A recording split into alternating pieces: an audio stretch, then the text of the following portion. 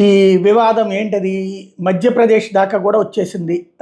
ఇప్పుడు ఉత్తరప్రదేశ్, ఉత్తరాఖండ్, మధ్యప్రదేశ్ వీటిట్లో నీ షాపు మీద నీ బోర్డు పెట్టు, నీ పేరు పెట్టుకో, బోర్డు కూడా నీ ఇష్టం వచ్చిన పేరు పెట్టుకో, నో ఇష్యూ, కానీ నీ పేరు పెట్టు అన్నటువంటిది. దానికి కారణమైనటువంటిది కొన్ని అంశాలు. ఒకటి, దాంట్లో ఉమ్మి వేసే వ్యవహారాలు, లేదంటే గనక దాంట్లో కొన్ని చోట్ల జరిగినటువంటి ఇతరత్ర పరిణామాల నేపథ్యంలో ఎదురైనటువంటి ఇష్యూ.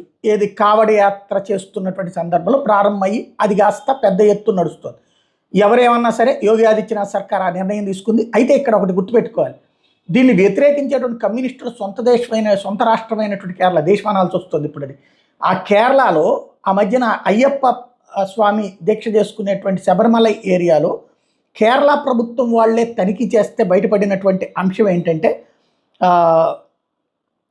అబ్దుల్ షహీం అనేటువంటి వ్యక్తికి సంబంధించిన షాపులో అయ్యప్ప సేవా సంఘం వీళ్ళని వెంట పెట్టుకుని వెళ్ళి తనిఖీ చేస్తే అక్కడ టాయ్